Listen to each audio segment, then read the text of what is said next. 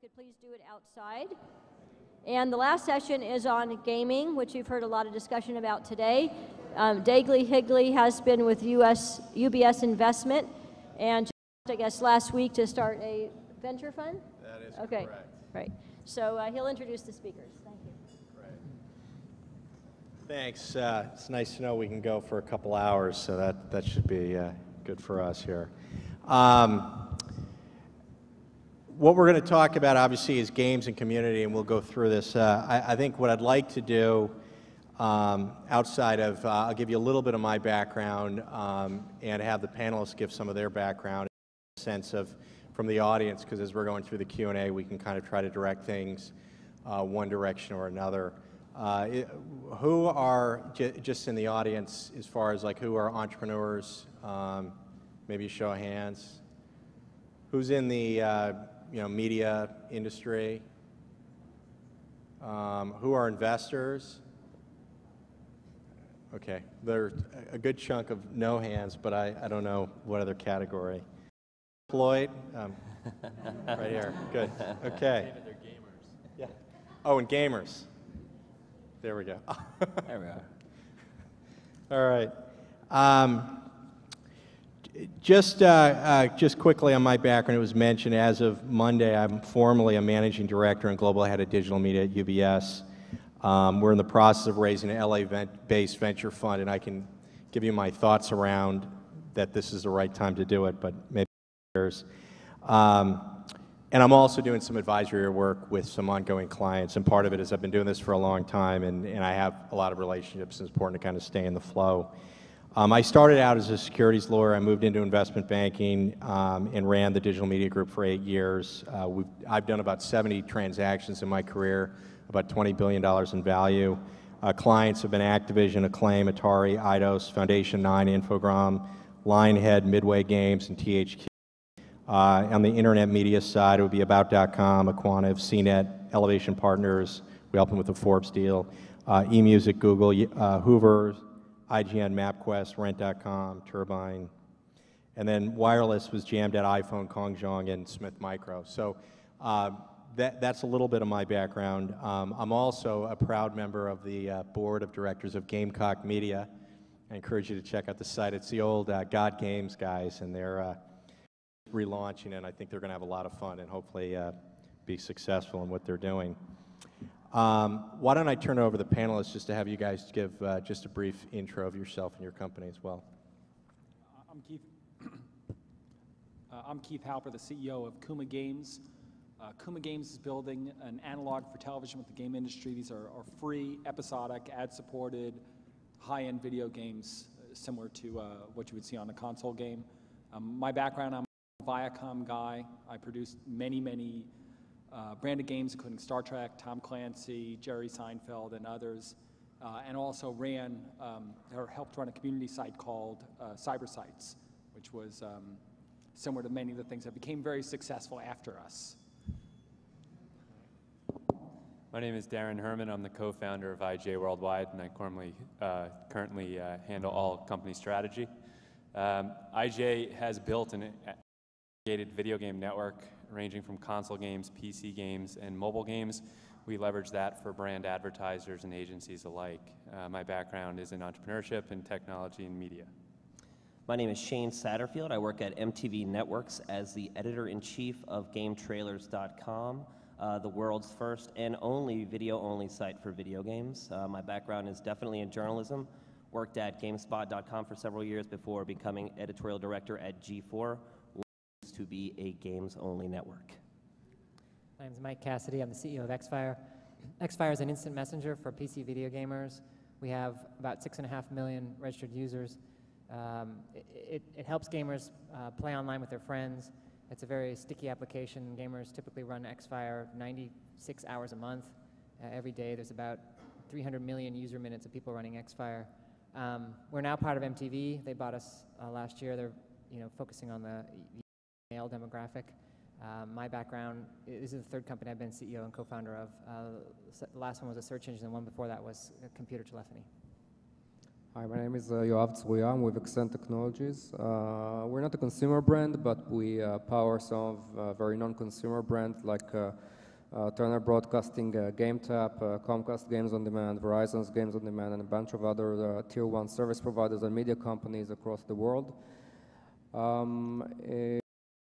As a company, we work in 3 different areas. One of them is digital distribution, where essentially we put together video gaming services, high-end video gaming services for broadband service provider, media companies, and large portals. The second area that we operate in is in-game advertising. And the third area that we operate in is social networks around video games. Great. Okay, well, why don't we get into this? I think the start, I mean, the name is Games and Community. You know, I always think games have kind of gotten a bum rap as kind of an antisocial environment. I mean, I remember growing up, I mean, the arcades were actually an incredibly social area where people would go and interact and watch each other play games. You know, whether it's people playing Madden football as a group or even what's going on with the, you know, Xbox Live. But I wanted to turn it over to the panelists and maybe get your views on how you define community within gaming. So I would say that gaming as a whole is, you know, you know, if you look back at the historic origins of gaming, it's a social activity. And people are there to either compete and brag about their achievement or to collaborate with their partners in the game in order to achieve a common result. And unfortunately, you know, at the 80s and the 90s, video gaming was never a collaborative experience, or rarely a collaborative experience because of technology limitations.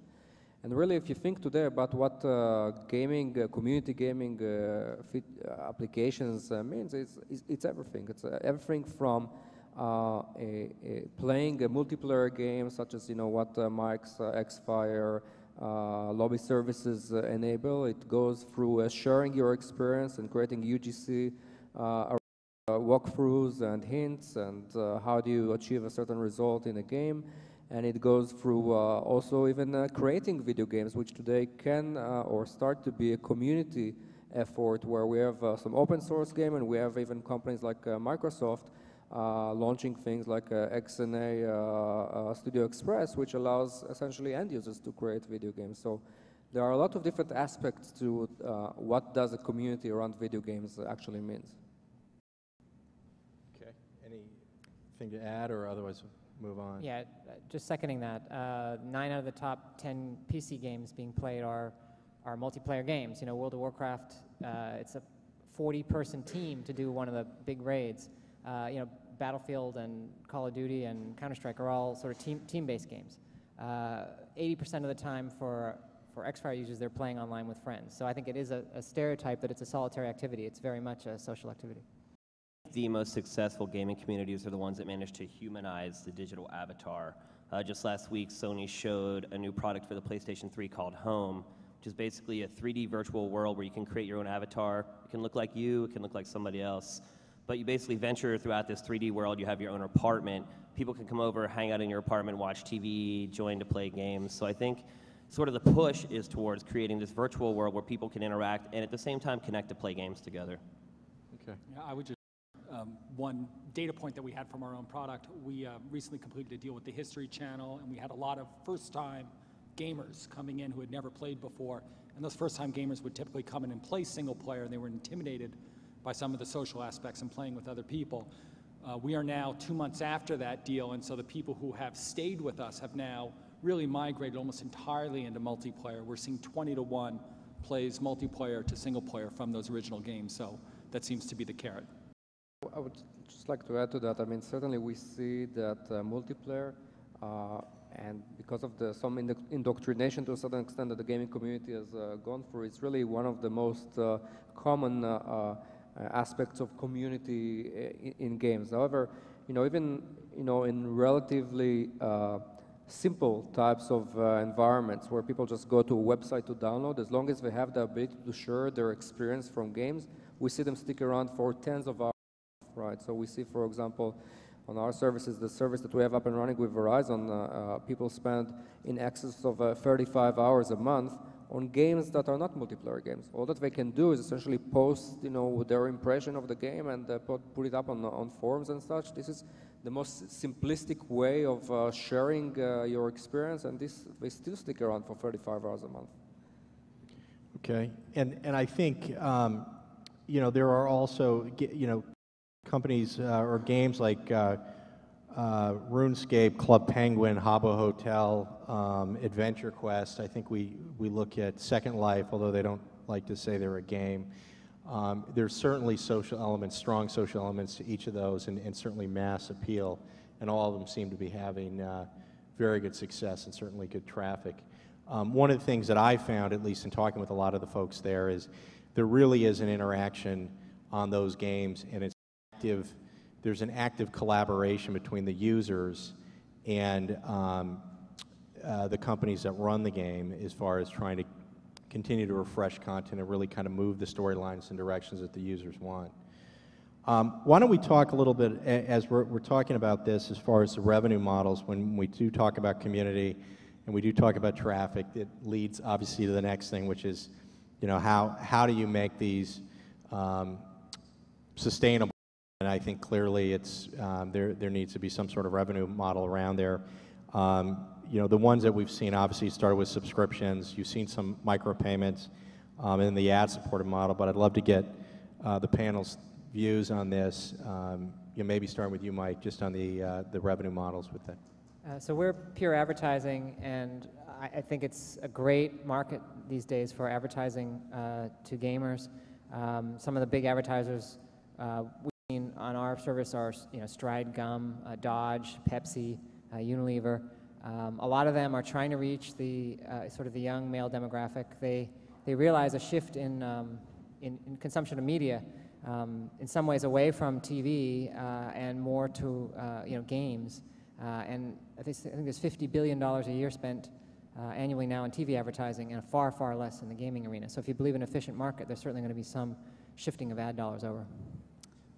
Again, in the ad space as well, same as Mike over at Xfire, IGA is witnessing that as well. I mean, that's what our company's based on, is in-game advertising.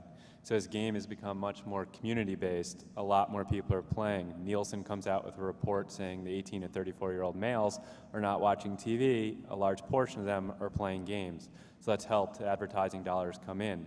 One thing that we've found at IGA is that games exist at your console or on your PC, but experience as well. And gaming sort of transcend the time that you're actually playing the game, but all of your experiences around, such as the trailers, the downloads, the cheat codes that are on a website, the unlockables, the magazines. And we found some good traction in the market where we can sort of bundle in-game advertising with sort of the experience of the video game as well. I know for us it's been difficult to monetize community directly. Banner ads, forums, there's a really low click-through rate for those. So advertisers sort of shy away from that. So what we had to do is find sort of alternate ways to gain money and things like that from our community. And what we found is we have a user movie interface where people can submit their own user movies. And first when we did it, it's great. We can't really run pre-rolls before the user movies. But what we found is that the game publishers have come to us and asked us to do user movie contests based upon their games. So they come to us with a game. They're like, this is our game. We have an idea for a user movie contest. We sort of set it up on the site, run banner ads across MTV networks. We get all the submissions, and then we sort of have a voting process with our community to decide who wins. Now, how that works for us is we're sponsored by these publishers to use these user movie contests. So while we're not getting a lot of revenue from the banner ads in our forums or pre-rolls from the actual user movies, we can monetize it in other ways by getting the publishers to actually sponsor these user movie contests. I think that one thing to understand about the video gaming industry is that it's really a very non-sophisticated industry in terms of business models today.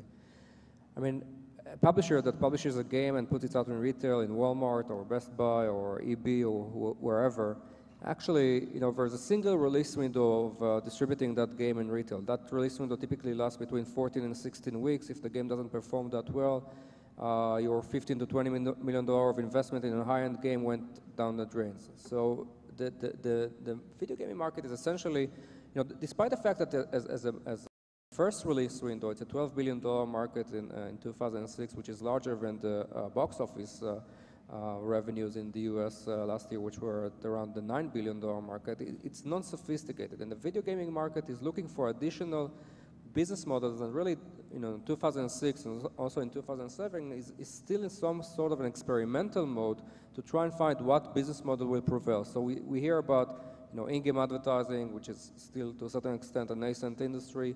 We also hear about digital distribution. We see companies like Turner and CBS moving into that space. We've had Comcast and Verizon in that space for a while. We're seeing episodical gaming. Turner has put together a series of episodical gaming around Sam & Max brand. So we're seeing a lot of experience in the market. The whole idea is to try and expand this single release window that currently exists for video games to create some kind of a recurring revenue models for video games to a certain extent, in a similar way to how massively multiplayer games have been able to create a subscription model around collaborative forms of gaming.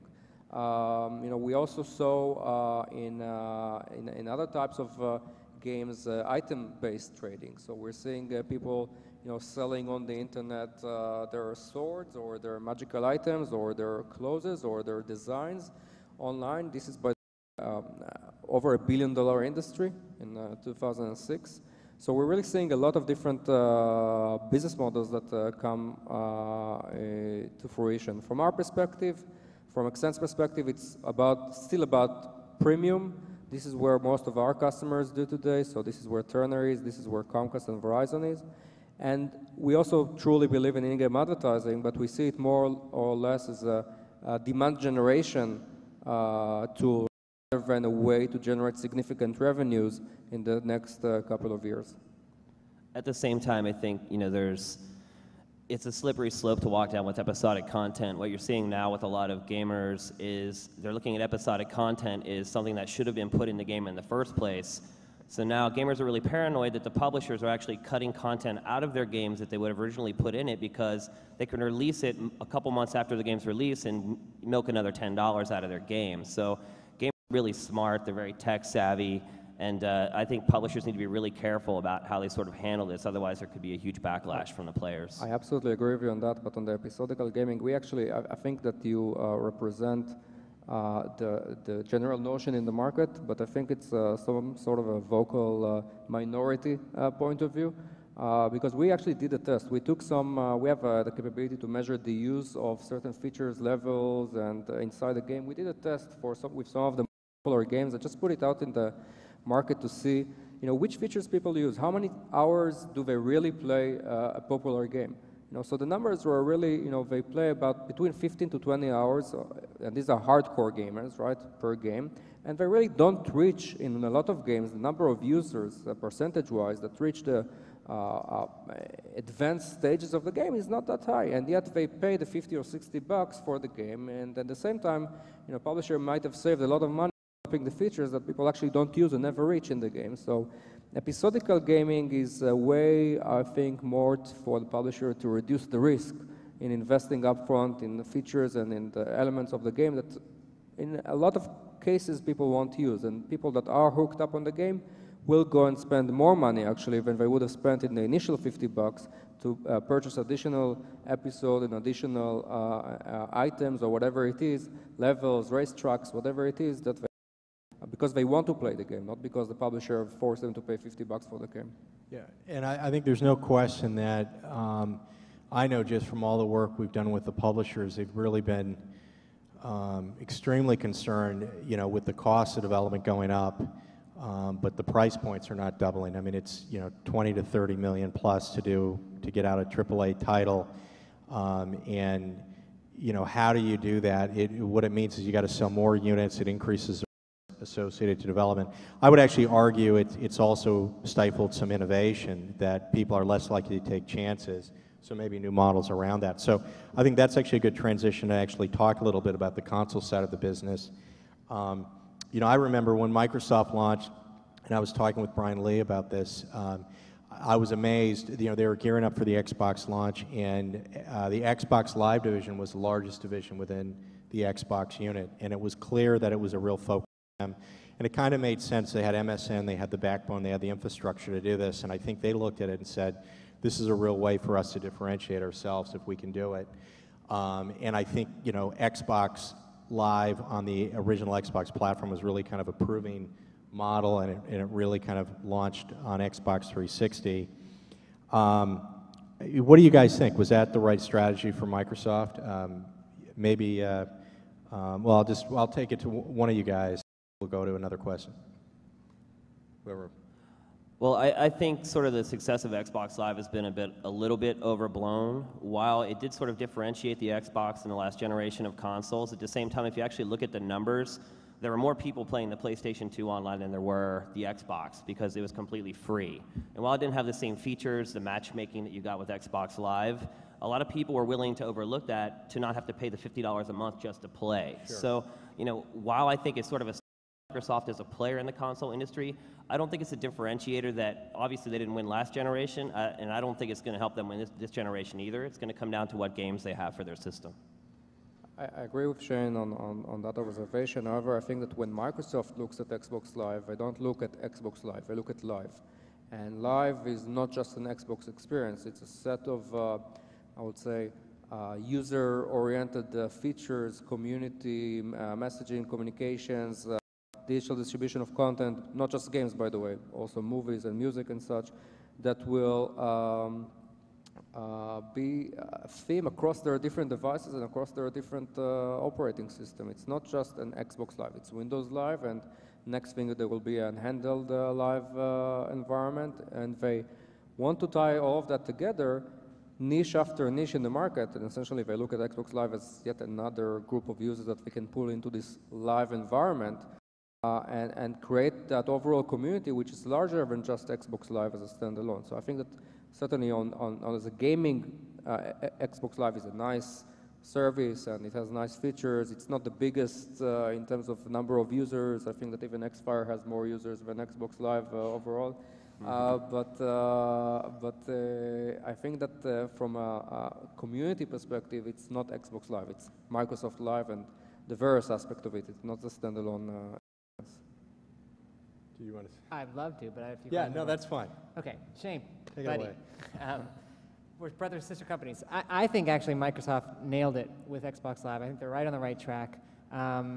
This guy, Ralph Rivera from AOL, some people might know, had this story he used to tell. Where, he used to go do pickup basketball games in New York streets, and you know, he'd say if he went and he was the only one there, he'd shoot baskets for 15 minutes and he'd go home. If he went and there were some people he didn't know there, he'd shoot around for an hour. Go home. If he went and his friends were there, he would play all day. And I think that's the way it is with games, you know, online multiplayer games. With Xbox Live, and I'm not a fan of Microsoft, people, you know, not necessarily a fan of Microsoft, but I think they really got it right. People can play online with their friends. They have a great experience. You know, I think, you know, online gameplay is not as big in Japan, obviously, you know, and I think that's one of the reasons why I think Sony and Nintendo have been slower out of the chute. And you point out that the quality of the games is important. I agree. I think, but to some extent, having the multiplayer is to the quality of the games. I mean, I could play, you know, embarrass myself, but Red Alert against the computer, I can beat it, you know, even the highest level all the time. But once you play against other people, you know, it's much more, I win half the time, I lose half the time. So I think they're on the right track. I'm not denying Xbox Live is a great service. You'll see me on there every night playing against my friends. My point was that it's not going to be what ultimately decides the console war. It wasn't last generation, and it's not going to be this generation because Sony does have an online service, and it's free. My point was a lot of people prefer to free with smaller amount of features versus paying the amount every year to play with those features. Even right now, the Xbox 360, only 60 to 70% of its user base actually use Xbox Live. So even in the Xbox 360 community, not everybody is paying the $50 a year to play on Xbox Live. Well, what about, I think the one that was absent, and someone did allude to it, but Nintendo, it has a fairly basic online offering, and maybe it's just the way that they view their box and their market, but what do you think about Nintendo and what they're doing? Sorry, I couldn't hear you. Just with Nintendo, because that's, you obviously have, you know, the battle is Microsoft and Sony, but I think probably the surprise for a lot of people is how strong Nintendo is actually showing right now. When, I mean, we worked with most of the publishers. We used to, I mean, I remember just, you know, in financing stuff, you look through the pipeline. When it started in the last transition, when it was GameCube, Xbox, and PS2, everybody was doing, they'd put out the game, they'd put it to one and port to the other two, whatever one it was, but it was definitely a three-platform, game. And about halfway through, people started dropping Nintendo, and it wasn't just a few. I mean, it was staggering, and we looked at that saying there's, it's all going to be first-party development. But I know last year at the last E3, a lot of excitement, and I would say kind of by old-timers, on just what Nintendo was doing and how it was something different. But obviously their community, it's quite frankly was the easiest for me to set up. PlayStation was the hardest, and Microsoft was kind of in between after crashing a few times. So what do you think? I mean, do you think they're going to expand on this, or is it just kind of this is what it's going to be? I think Nintendo is smart in the fact that they let Microsoft and Sony for high graphics, high intensity gaming. And then Nintendo sort of sat back and said, hey, we're still a console, but we're going to go after the casual market, with no competition, by the way. So I think Nintendo's came out of the gate pretty strong. Will they be able to keep up the sales? That's left to be debated. A lot of people would say no.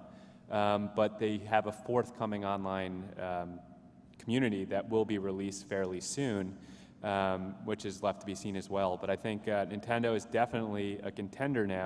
Electronic Arts has said that they're going to start making their catalog available for Nintendo Wii and start developing specifically for the Wii. So you've got one of the largest publisher out there saying, hey, this is a serious platform, we're going to start putting dollars to it. So Nintendo is definitely a contender. I don't foresee them being a high graphics contender. That's not what the Wii is built for.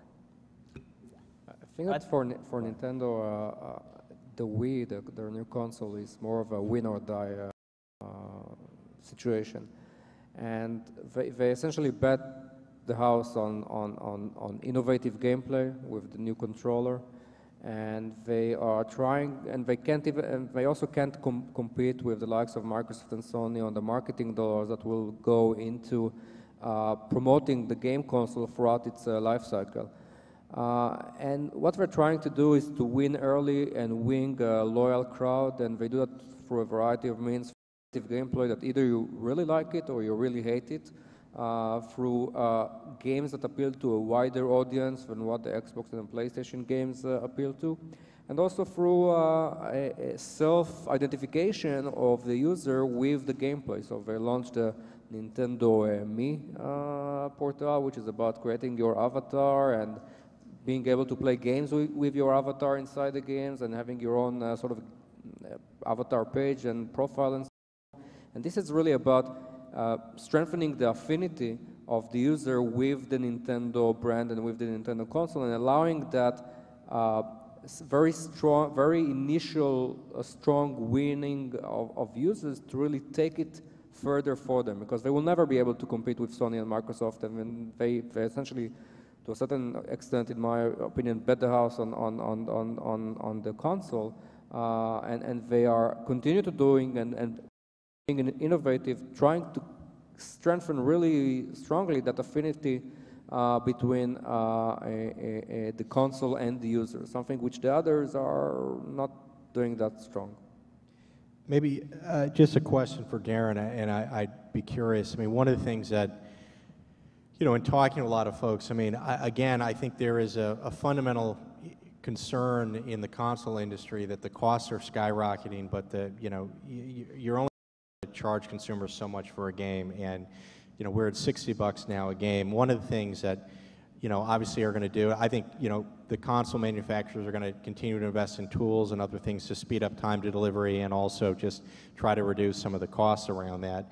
Clearly the other way, and Microsoft buying Massive, but really trying to encourage this online gaming, online ad model. But I can tell you, if I spend $60 for a game and I bunch of ads throughout the game, I might be a little annoyed. Maybe Madden football, it's okay, but if it's on Splinter Cell, I watched the Bond movie, and it was just it was so blatant, it was annoying to me, just in a movie theater, and I just don't know how it would be if that's a $10 ticket or a $15 ticket as opposed to a $60 game. Thoughts? So game costs are rising, and that's inevitable. If you bought a game in the last couple of years, because of this next generation, it's expensive. Like as David mentioned before, $30 million for a AAA title. So there's different ways to monetize a game now, not just the price you pay at Best Buy or Walmart to purchase that game. One of the ways is in-game advertising. Is it the end-all and be-all? No, but it is one way that it's going to help the video game industry. There's also RMTs, or real money transactions. Yoav talked about this with purchasing virtual items or virtual goods. Those are all done in a sort of a virtual transaction. And there's some other alternative ways to monetize the video game as well. In terms of delivering ads within a game, are all games created equal? No. Are all advertisers want to be in every game? No. So there's some games fully contextually relevant for games, which are the sports games, the automotive games, any game that sort of takes place in a virtual world, a world in which that we would look at. Are games built in the 1700s or built around a fantasy land or an old castle? Probably no. You probably can never imagine seeing an iPod poster on the wall or an Apple computer on the side. That doesn't make much sense. And so it doesn't make sense for the advertiser, but most importantly, it doesn't make sense to the gamer. And that is the first and foremost thing here, is that if it makes sense for the gamer, the advertiser will have a better campaign. And if it makes sense for the advertiser and the gamers hate it, then it's going to be blogged about and talked about all over the net, and it's not going to transpire as a very good advertising campaign. So we sort of cherry pick the titles that we're bringing in within IGA to bring our advertisers into, but that also opens up an opportunity where around the game environment, as I alluded to earlier, you can deliver advertising campaigns. And those advertising campaigns then will trickle back into the publishers and developers and hopefully drive down the cost of that particular game. But if it doesn't drive down the cost of the game, they can then use those dollars that have gone straight to their EBITDA and fund new games or new other games out there. Yeah, forgive me, but I question whether or not advertising in these $50, $60 games is really going to have a long-term or really significant impact. Just simply because you're spending this money, you don't want to see advertising in your games. And the reason why we're all able to get away with it at this point is because there really isn't a viable, free, high-quality alternative to it. Having something, and obviously I'm speaking about us, something that feels like television, something that is free, makes it much more difficult for the guys who are charging dollars, who are movies, essentially, to be able to put in product placements. And we know that there's going to be a limit to the amount of product placement that I'm going to see in a film that I paid $9 for.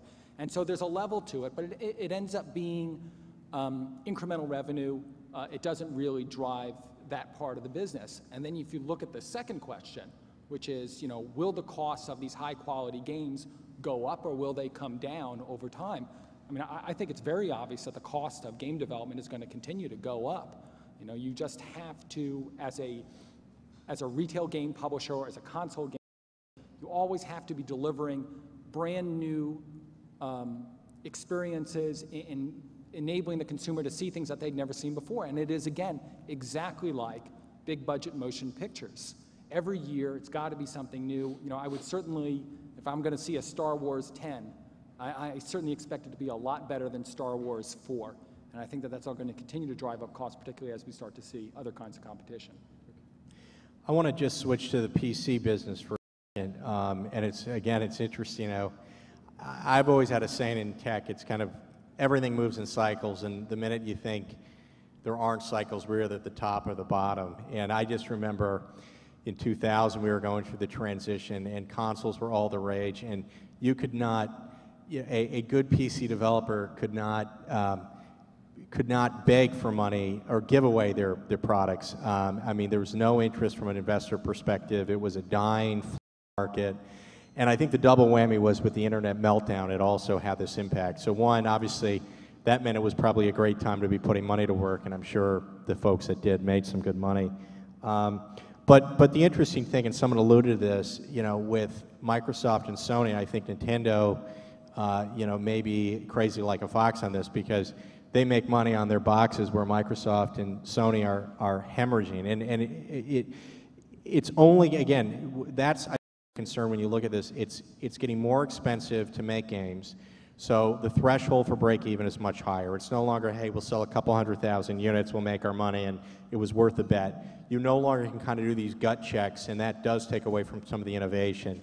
I think from the console side, these boxes are only becoming more and more sophisticated, more expensive, and I think, to me, if anybody should be able to price something right, it's Sony, one of the largest consumer companies in the consumer electronics companies in the world, and the fact that they had the challenges they did in Japan, probably one of the most sophisticated consumer electronic markets in the world, just shows you how much pain they're actually taking on each box they're selling.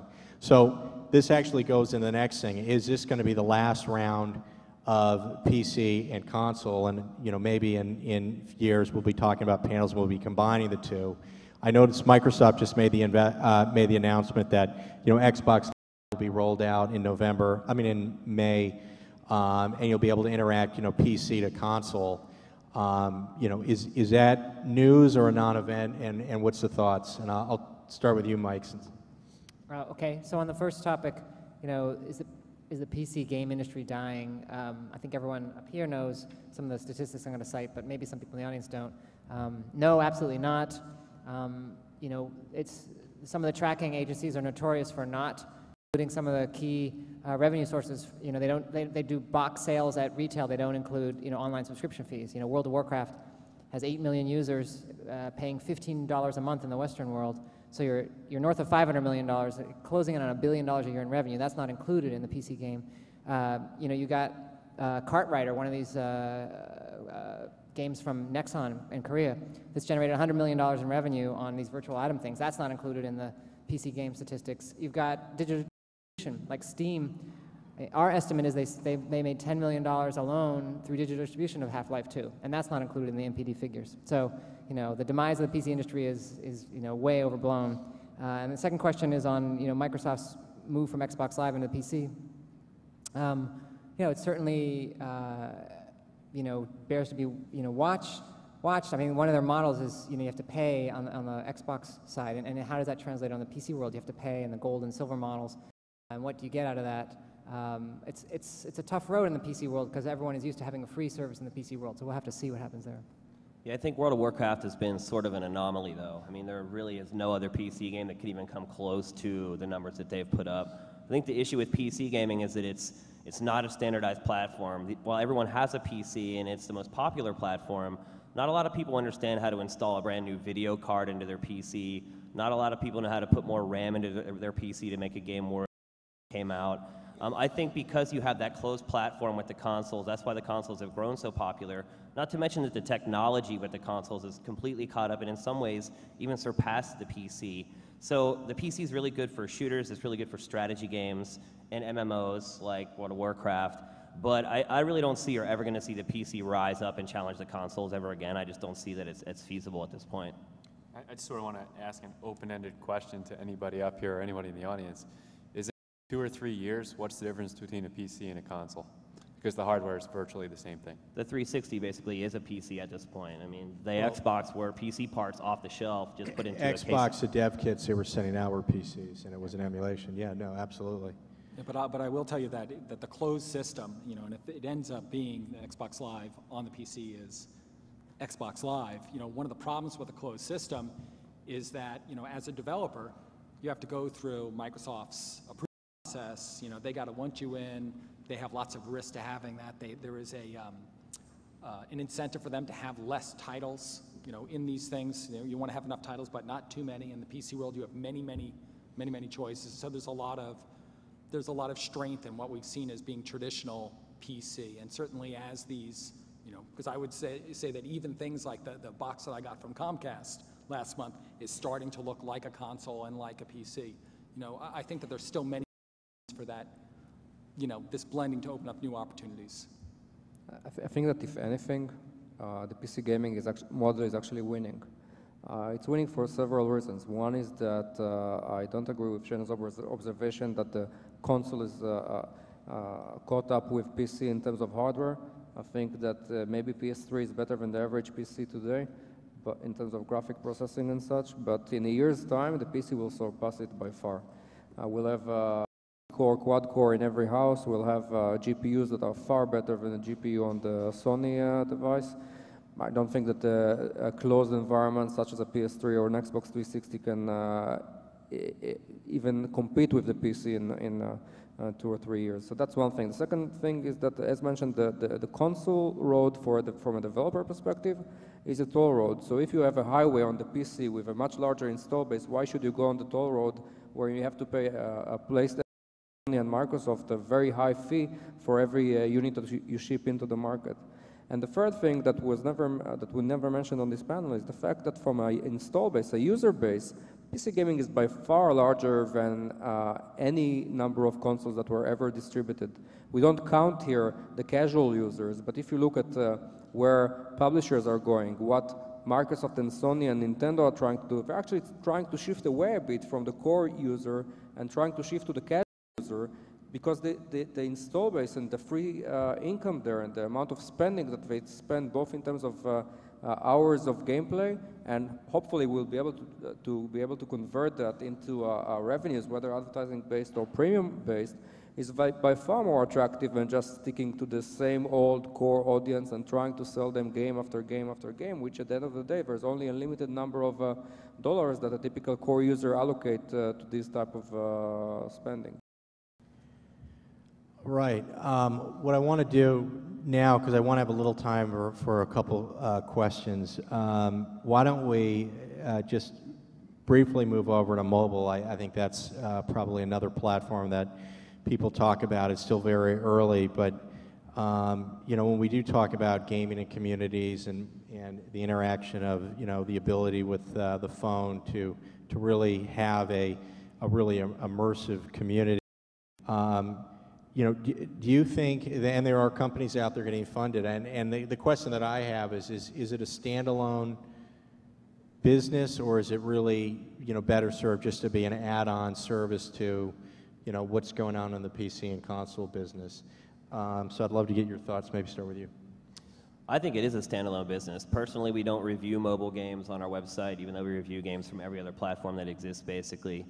I mean, basically, the mobile market is for the ultimate casual player. They're the people who ride the train to work and have 10 minutes to play bowling, or want to go online with their mobile phone and play somebody in chess. It's a different type of market. It's a different type of person.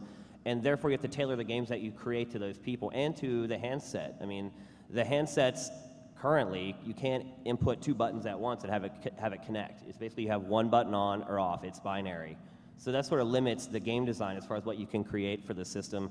Also, you have to create your games to make sure you can play them for 5 or 10 minutes and get something out of them and feel like they're rewarded. They don't have the 3 hours to sit down and get through 4 levels and really sort of get that instant gratification from the game. So it's a completely different perspective from design, distribution, and everything, and I think it's a completely different market as well. Okay. I was going to say that that if you look at mobile as not being, you know, a platform for games, but rather a place to extend your community, then there are all sorts of interesting opportunities for certainly going to be building mobile elements for our franchises. Okay. Well, then it's interesting. I mean, and you have Glue, I think, out on the road right now. I do agree. I think that, you know, and part of what I was asking is just as a community expands, it seems natural, and technologies continue to evolve on the mobile side, and we're still very early. I mean, the quality of the games relative to what you get in other areas, you know, it's going to improve over the years. And I think one of the big mistakes that a lot of people say is, oh, I like mobile, you know, because you hear some of the kind of from the larger on the media side, we like this because you don't have to put a lot of money into the games. And I always say, you know, do you think it's going anywhere but up in a big way? Because it's going to, and I think that's certainly going to be something. Why don't we, just to wrap it up, maybe have each of you, as briefly as you can, just maybe say, you know, kind of what's the biggest challenge you've seen, you know, in your companies to date, and then I'll turn it over to a couple questions from the audience. Start. When you talk about, you know, challenges within the company, I think that we could all make a list of the various things you're trying to do as a person who's operating a company. But so I'll just stick to the community and social aspects of it. There is this interesting conundrum. As games become more social, people become more engaged, and they're spending more time online. And for us, the more episodes that they download, of course, that increases our cost structure. It becomes more expensive for us to support these better users. And so to a certain degree, you know, we all need the ad market to catch up to where we are. That's really the best way to monetize these highly engaged users. And so, you know, getting our message out there that we do have a new ad medium, bringing that to the advertisers who can benefit from that is really a much bigger challenge for us than getting to consumers. Great. I think Keith nailed it when he said educating the advertising market. It's something that IGA set out 3 years ago. an entire year holding gaming 101s at ad agencies and at brands, literally spending an entire day explaining what video games really are, from Tech Mobile back in the day all the way up to today's Madden 2007. So in educating the world, it's not just your 17-year-old pimple popper teenager sitting in the back of the class wearing black and playing Dungeons and Dragons. It's not that anymore. It's actually the average age of a gamer is 29. Some people say 30. It's educating the market gamers really are. I think that's the number one obstacle that IGA faces. And once people can understand and can wrap their heads around who a gamer really is, I think the ad dollars will then follow. Okay, Shane? I think the biggest challenge for the industry right now is sort of breaking the stigma of the typical gamer, who is sort of like you said, the 17-year-old pimple popper, the guy who sits in his basement, the guy who's 35 and is still living with his parents. I think the Nintendo's Wii has really sort of started to break down those boundaries. For instance, my fiance just started playing video games for the first time ever. Thank you, God. Because of the Wii. I brought the Wii home. We had some people over. We had some drinks. We started playing tennis. Next thing you know, it turned into a Wii party. So, you know, while Nintendo has sort of gone against the grain, they're not trying to one-up people with technology. They don't really have a robust online user interface. It's all about sort of going back to the old school and bringing people together again in person to play video games. And I think that's sort of what really help in breaking down those boundaries and getting the mass market to accept gaming and sort of embrace it again like it did back in the 80s with the arcade scene. So I agree with all these comments. For us personally, our struggles are more along lines of dealing with a game publisher infrastructure. A lot of the publishers are sort of made up of 10 or 15 different developers that they sort of publish their work, and when we try to work with a single publisher, a lot of times we end up having to work with each developer, and it's hard because the developers disagree with corporate, or they do something different than the other developer that's all part of the same corporate does. So we spend a lot of time sort of struggling with those issues, and I guess that's just the nature of the industry. I definitely agree with the advertising perspective and with having to educate the market about who is the gamer really. But another issue that we face is the vicious circle that exists between the stranglehold that retailers have on the market, the cost of developing a game, and the concentration into big publishers, which today actually limits the innovation, limits their publisher acceptance to really embark in new business models and to take risks. And from our perspective, it's really limiting the potential of expanding beyond the core audience. All right, well, thank you very much. Maybe we have a few minutes. Maybe we can take just a question from the audience if anybody has any. Otherwise, we'll wrap this up. Any questions for the panel?